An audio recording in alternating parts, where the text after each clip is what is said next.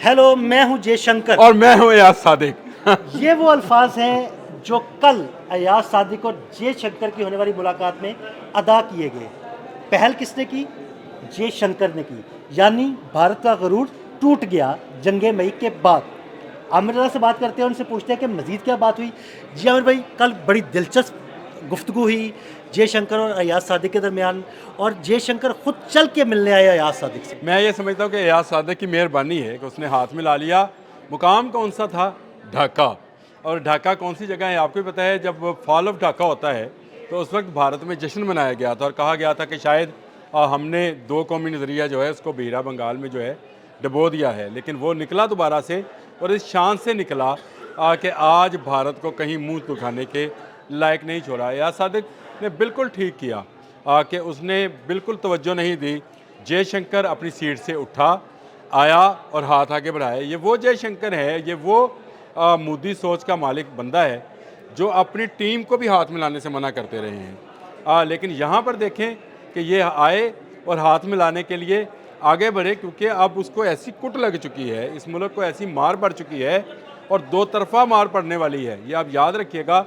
अब जब भी मार पड़ी इनको बांग्लादेश से भी मार पड़ेगी, इनको पाकिस्तान से भी मार पड़ेगी।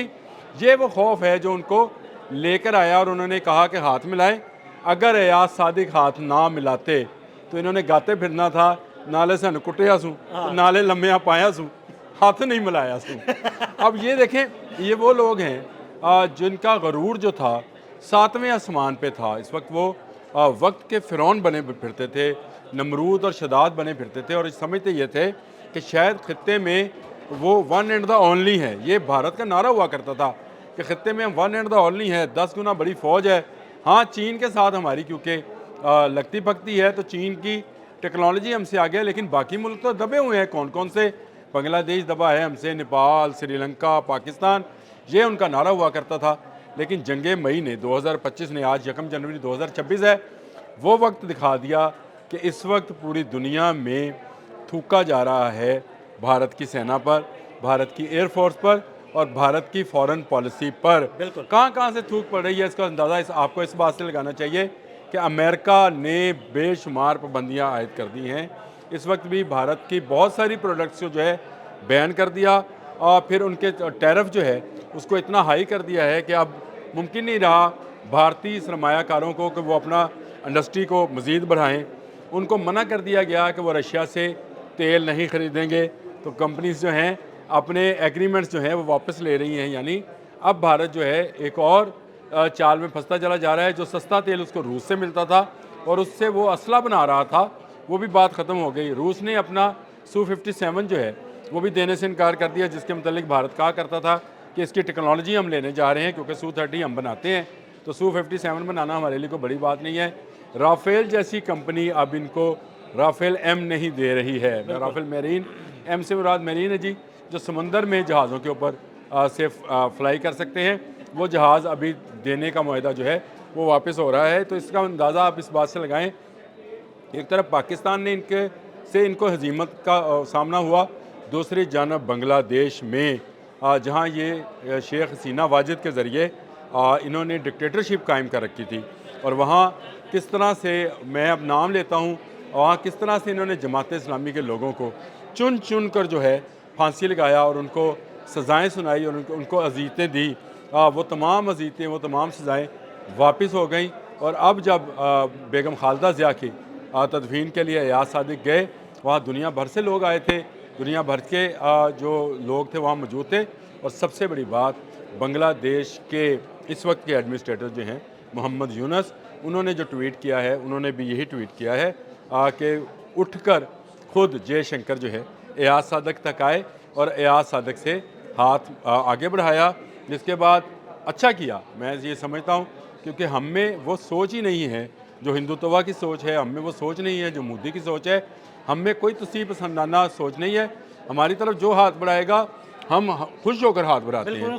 तो मेरा ख्याल है से उन्होंने हाथ मिलाया मिलाया है। और एयाज सादिक ने जो है इससे पहले कोई ऐसा जेस्चर उनको नहीं दिया था कि वो उनके साथ उनके इस्तकबाल के लिए तैयार हैं।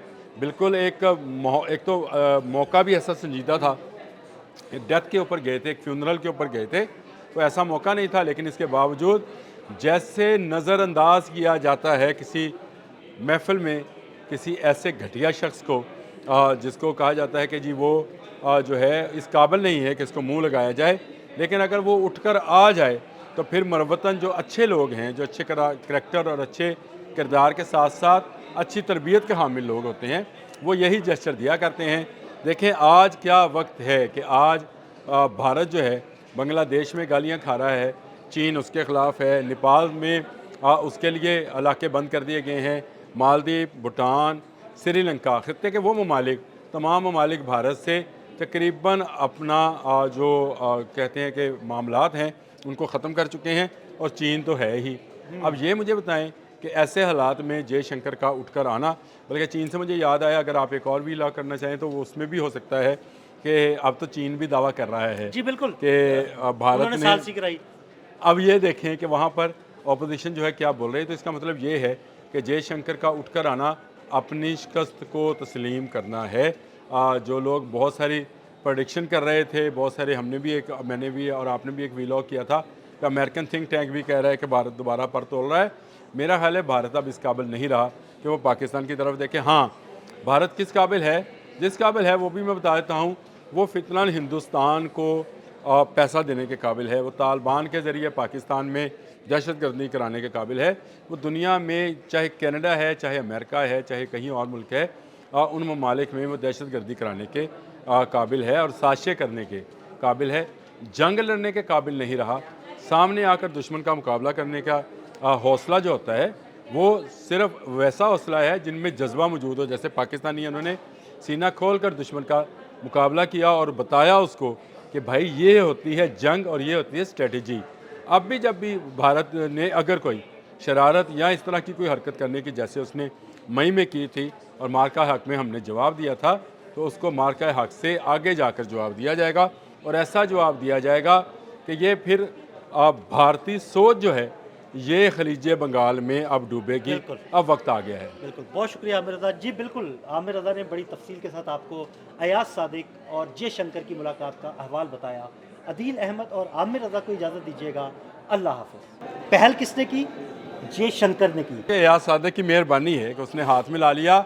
ये वो खौफ है जो उनको लेकर आया और उन्होंने कहा कि हाथ मिलाएं, कि इस वक्त पूरी दुनिया में थूका जा रहा है भारत की सेना पर, भारत की एयरफोर्स पर और भारत की फॉरेन पॉलिसी पर।